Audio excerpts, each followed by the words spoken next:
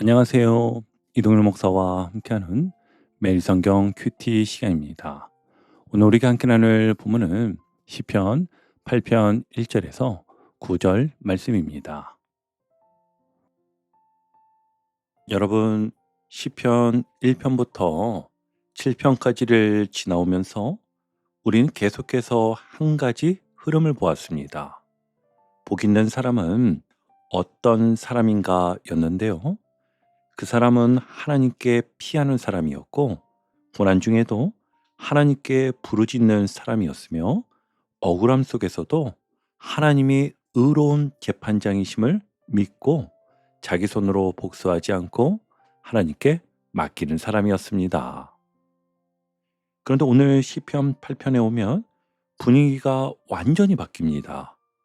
지금까지 어두운 터널을 지나온 것 같았다면 오늘은 그 터널 끝에서 환한 하늘을 올려다보는 것 같은데요. 시편 8편은 시편 전체에서 처음으로 분명하게 등장하는 찬양시라고 볼 수 있습니다. 그런데 이 찬양은 단순히 하늘이 아름답다, 자연이 멋지다, 이 정도의 감탄이 아니었어요. 오늘 본문의 핵심은 이것입니다. 하나님은 온 땅에 영광이 가득하신 창조주이시며 그 크신 하나님이 작고 연약한 사람을 생각하시고 돌보시며 영화와 존귀로 세워주신다는 것입니다. 그러니까 오늘 시편 8편은요, 하나님의 위대하심만 말하는 시가 아닙니다. 동시에 사람의 존귀함도 말하고 있지요. 여기서도 사람의 존귀함은 사람이 대단하다 해서 끝나지 않습니다. 하나님이 이런 사람을 생각하시고 돌보시다니 하나님이 정말 놀라우시다라는 찬양으로 이어지지요. 자, 그럼 이제 오늘 본문으로 함께 들어가 보겠습니다. 먼저 1절을 보시면 여호와 우리 주여 주의 이름이 온 땅에 어찌 그리 아름다운지요. 주의 영광이 하늘을 덮었나이다. 아멘. 여러분, 이 고백이 얼마나 아름답습니까? 여호와 우리 주여. 여기서 다윗은 하나님을 나의 주라고만 부르지 않습니다. 우리 주라고 부릅니다. 이 말은 하나님이 다윗 개인만의 하나님이 아니라 하나님의 백성 전체의 주님이시며 온 땅의 주인이시라는 고백입니다. 주의 이름이 온 땅에 어찌 그리 아름다운지요. 성경에서 이름은 단순한 호칭이 아니잖아요. 이름은 그분의 존재이고 성품이며 인격입니다. 그러니까 지금 이 고백은 이런 뜻인 것이죠. 하나님, 주님의 존재가 온 땅에 가득합니다. 주님의 성품이 온 세상에 드러나 있습니다. 제가 어디를 보아도 주님의 흔적이 보입니다. 여러분, 다윗은 광야를 지나온 사람입니다. 사울에게 쫓겨다녔고 동굴에 숨어야 했고 사람들이 살지 않는 곳을 떠돌아야 했습니다. 그런데 다윗은 그곳에서도 하나님을 보았습니다. 사람들이 외면하는 광야에도 하나님의 이름이 있었고 두려움의 동굴에도 하나님의 이름이 있었고 골리앗 앞에 섰던 엘라 골짜기에도 하나님의 이름이 있었습니다. 그래서 다윗은 이렇게 고백하는 겁니다. 여호와 우리 주여 주의 이름이 온 땅에 어찌 그리 아름다운지요. 아멘. 여러분, 바로 이것이 믿음의 눈입니다. 믿음은 교회 안에서만 하나님을 보는 것이 아닙니다. 믿음은요, 병원 침대에서도 하나님을 보는 것이고 또 회사 직장 앞에서도 하나님을 보는 것이며 그리고 관계가 꼬여 마음이 무너지는 자리에서도 주님, 여기도 주님의 이름이 있습니다 라고 고백하는 것입니다. 그런데 2절로 가면 조금 뜻밖의 말씀이 나옵니다. 주의 대적으로 말미암아 어린 아이들과 젖먹이들의 입으로 권능을 세우시며 이른 원수들과 보복자들을 잠잠하게 하려 하심이니이다. 아멘. 하나님이 누구를 통해 권능을 세우신다고 하죠? 어린 아이들과 젖먹이들의 입이었습니다. 여러분, 어린아이와 젖먹이는 어떤 존재입니까? 스스로 살 수 없는 존재입니다. 당연히 엄마 품이 필요하고 누군가의 돌봄이 필요합니다. 힘으로 보면 가장 약한 존재잖아요. 세상의 기준으로 보면 대단한 말을 할 수 있는 사람도 아닙니다. 그런데 하나님은 바로 그 약한 입술을 통해 원수들과 보복자들을 잠잠하게 하신다고 말씀하십니다. 이게 하나님의 방식입니다. 세상은 힘 있는 사람을 통해 힘을 증명하려고 하잖아요. 그래서 돈이 많은 사람, 말 잘하는 사람, 영향력이 있는 사람, 크고 강한 사람을 앞세웁니다. 그런데 하나님은 때때로 어린아이처럼 연약한 사람, 젖먹이처럼 의존할 수밖에 없는 사람을 통해 하나님의 권능을 드러내십니다. 다윗이 골리앗 앞에 섰을 때도 그렇지 않았습니까? 골리앗은 칼과 창과 단창을 가진 장수였습니다. 그런데 다윗은 소년이었지요. 사람들이 보기에는 어린아이 같은 존재였습니다. 하지만 다윗은 자기 힘으로 나간 것이 아니었어요. 그는 여호와의 이름을 의지하여 나갔습니다. 그리고 그 연약해 보이는 다윗을 통해 하나님은 골리앗의 교만한 입을 잠잠하게 하시죠. 여러분, 이것이 시편 8편의 중요한 메시지입니다. 하나님은요, 강한 자의 힘을 빌려서만 일하지 않으십니다. 하나님은 연약한 사람의 입술에 찬양을 주시고 부족한 사람의 삶에 간증을 주시며 떨리는 사람의 순종을 통해 하나님의 권능을 세우시는 분이십니다. 그래서 우리는 오늘 우리 자신의 약함 때문에 너무 낙심하지 않아도 됩니다. 지금 경제적으로 힘든 분들이 계실 겁니다. 계산기를 두드릴 때마다 마음이 무거워지는 분들이 있습니다. 또 관계 때문에 지친 분들도 계시죠. 말 한마디가 상처가 되고 사람을 만나는 것이 두려워진 분들도 계실 것이며 육신의 질병으로 몸이 예전 같지 않은 분들도 계십니다. 또 청년들 가운데는 미래가 보이지 않아 나는 너무 작고 부족하다라고 느끼는 분들도 있을 겁니다. 그런데 오늘 말씀은 우리에게 말합니다. 하나님은 우리의 약함을 버리지 않으시며 오히려 그 약함 위에 하나님의 능력을 그리실 것이라고요. 우리의 약함은 끝이 아닙니다. 하나님이 일하실 자리인 것입니다. 이어서 3절을 보시면 주의 손가락으로 만드신 주의 하늘과 주께서 베풀어 두신 달과 별들을 내가 보오니. 아멘. 다윗은 밤하늘을 바라봅니다. 주의 손가락으로 만드신 하늘, 주께서 베풀어 두신 달과 별들을 봅니다. 여러분, 밤하늘을 가만히 올려다본 적이 있으십니까? 도시에서는 잘 보이지 않지만 불빛이 적은 곳에 가서 하늘을 보면 별들이 정말 쏟아질 것처럼 보일 때가 있습니다. 그때 우리는 할 말을 잃지요. 설명보다 감탄이 먼저 나오지요. 하나님, 이 모든 것을 주님이 만드셨습니까? 그 광대한 우주 앞에 서면 우리가 얼마나 작은 존재인지 알게 되잖아요. 내가 붙들고 있던 걱정이 커 보였는데 하늘을 보면은요, 내 인생이 얼마나 작은지 느껴집니다. 그런데 다윗은 거기서 절망하지 않습니다. 오히려 더 놀라운 질문을 합니다. 4절을 보시면 사람이 무엇이기에 주께서 그를 생각하시며 인자가 무엇이기에 주께서 그를 돌보시나이까? 아멘. 여러분, 이 질문이 오늘 제목입니다. 사람이 무엇이기에? 이 말은 사람이 이렇게 대단합니다라는 그런 말이 아닙니다. 오히려 반대인데요. 하나님, 사람이 무엇입니까? 이렇게 작은 존재인데, 이렇게 연약한 존재인데, 이렇게 금방 흔들리고 무너지는 존재인데, 주께서 왜 그를 생각하십니까? 왜 그를 돌보십니까?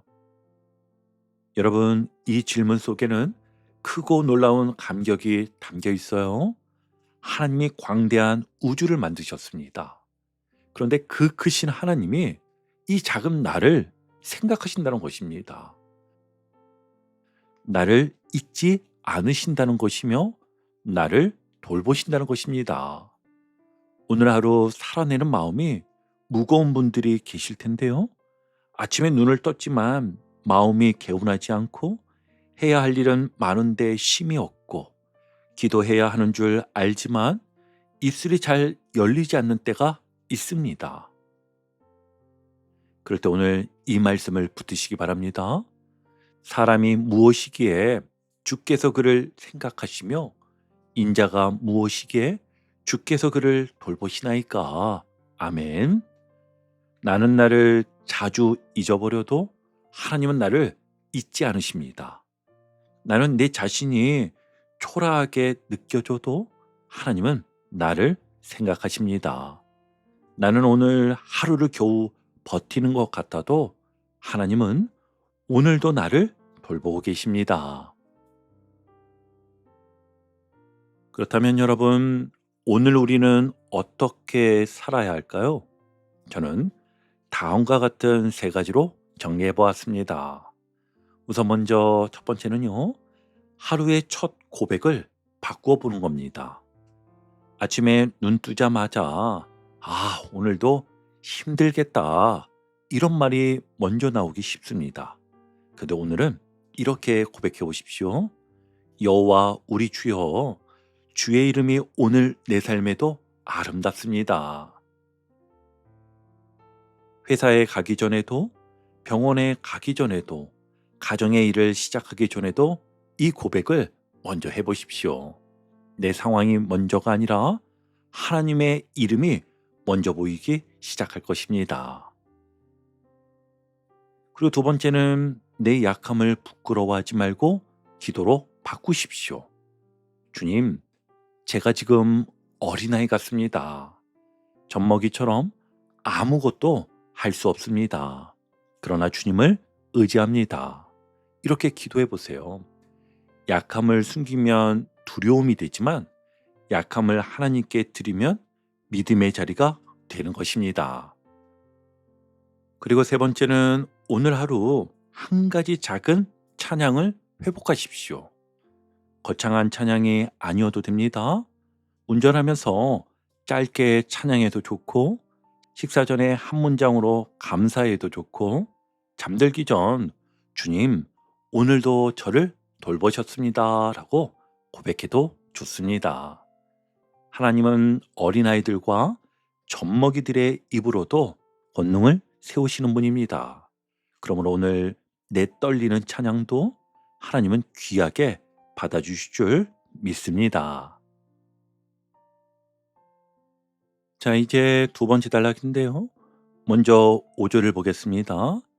그를 하나님보다 조금 못하게 하시고 영화와 존귀로 관을 씌우셨나이다. 아멘.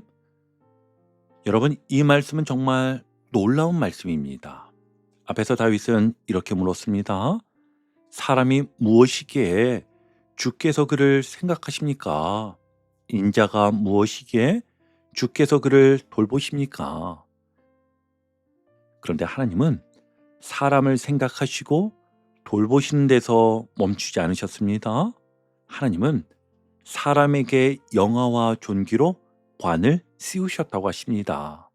쉽게 말하면 이런 뜻이었어요. 사람은 하나님이 아닙니다. 그렇다고 스스로 왕이 되어도 된다는 뜻도 아니지요. 하지만 하나님은 사람을 아무 의미 없는 존재로 만들지 않으셨습니다. 하나님은 사람을 하나님의 형상대로 지으셨고 하나님이 만드신 세상을 하나님의 뜻대로 돌보고 다스리는 존재로 세우셨습니다. 그래서 이 말씀은 사람의 대단함을 자랑하는 말씀이 아닙니다. 오히려 이렇게 고백하게 만드는 말씀이었어요. 하나님, 이렇게 작고 연약한 사람에게 이렇게 귀한 사명을 맡기시다니요. 주님의 은혜가 참 놀랍습니다. 창세기에서 하나님은 사람을 하나님의 형상대로 창조하시고 땅을 다스리라고 말씀하셨습니다. 그 창조의 질서가 오늘 시편 8편에서도 다시 울려 퍼지는 것입니다. 그러니까 5절의 핵심은 이것입니다. 사람은 스스로 높아진 존재가 아니라 하나님께서 존귀하게 세워주신 존재라는 것입니다. 이어 6절을 계속해서 보시면 주의 손으로 만드신 것을 다스리게 하시고 만물을 그의 발 아래 두셨으니. 아멘. 하나님은 사람이 아무 의미 없이 태어난 존재가 아니라고 말씀하십니다. 우리는 우연히 던져진 존재가 아닙니다. 하나님께서 생각하시고 돌보시고 세우신 존재입니다. 그리고 하나님은 우리에게 맡기셨지요. 7절과 8절을 보시면 곧 모든 소와 양과 들짐승이며 공중의 새와 바다의 물고기와 바닷길에 다니는 것이니이다. 아멘. 하나님은 사람에게 피조 세계를 다스리게 하셨습니다. 그런데 여기서 다스린다는 것은요, 마음대로 짓밟고 이용하고 착취한다는 뜻이 아닙니다.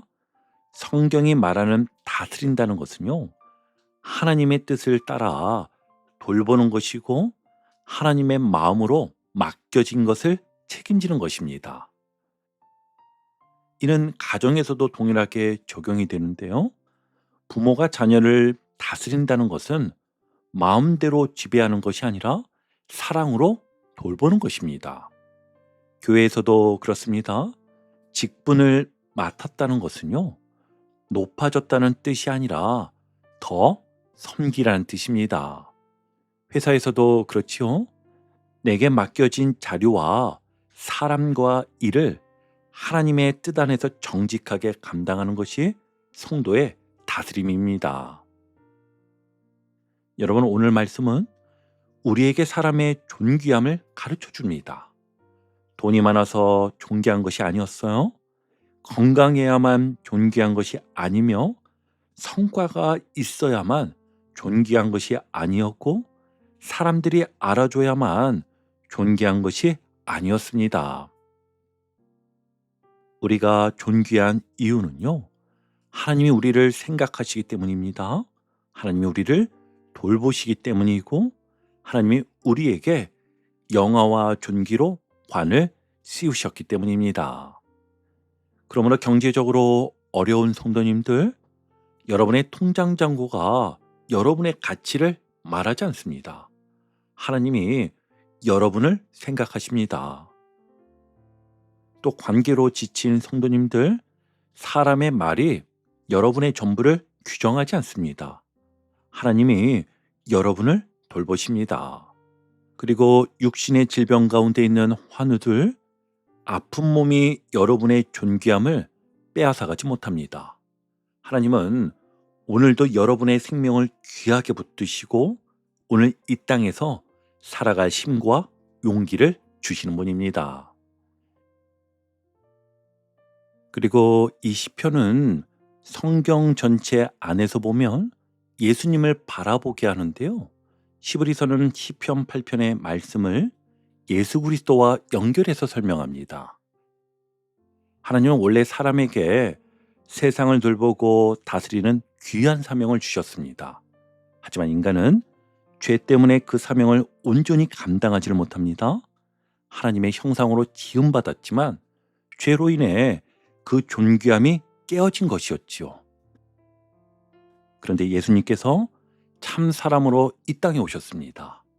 우리처럼 낮아지셨고 고난을 받으셨고 십자가에서 죽으셨습니다. 그리고 부활하심으로 죄로 무너진 인간의 존귀함을 다시 회복할 길을 열어주신 것이었지요. 결국 시편 8편은 사람을 높이는 말씀이 아니라 사람을 생각하시고 돌보시며 그리스도 안에서 다시 세우시는 하나님을 찬양하는 말씀입니다. 그리고 이제 마지막 9절은 1절과 거의 같은 고백으로 끝납니다. 여호와 우리 주여, 주의 이름이 온 땅에 어찌 그리 아름다운지요. 아멘. 시작도 찬양이고 끝도 찬양입니다. 하나님의 이름으로 시작해서 하나님의 이름으로 마칩니다.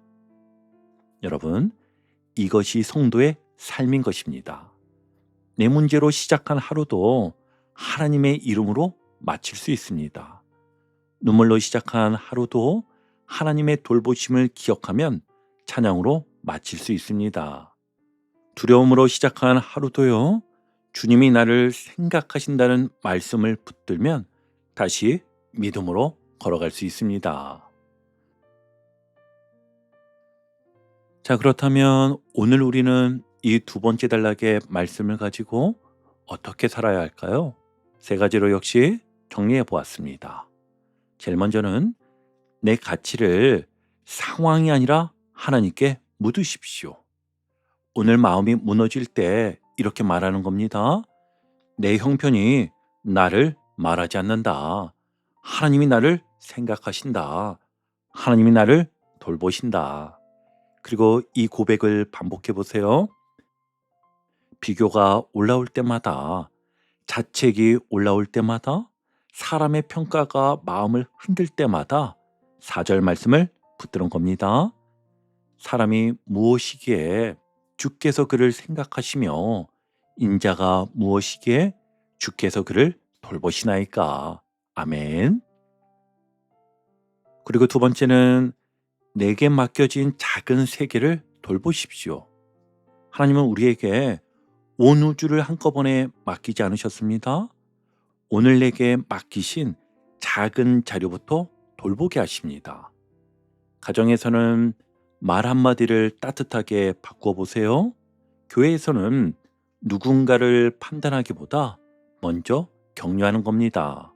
또 회사에서는 정직하게 일하고 힘든 동료에게 짧은 안부라도 전해보며, 병상에 있다면 오늘 만나는 간호사나 보호자에게 감사의 말 한마디를 건네보십시오. 그 작은 돌봄이 하나님이 주신 다스림을 살아내는 방식입니다. 그럼 마지막 세 번째입니다. 오늘 하루를 하나님께 다시 맡기십시오. 우리는 내 인생을 내심으로 완성하려고 할 때 쉽게 지칩니다. 하지만 하나님은 우리를 왕처럼 독립시킨 것이 아니라 하나님을 의지하는 존귀한 청지기로 세우셨습니다. 그러므로 이렇게 기도하는 겁니다. 주님, 제 삶은 제 것이 아닙니다. 주님이 맡기신 삶입니다. 오늘 제 말과 선택과 관계를 주님의 마음으로 다스리게 해주옵소서. 이 기도가 오늘 하루 살아내는 마음을 바꾸어 줄 것입니다. 아멘.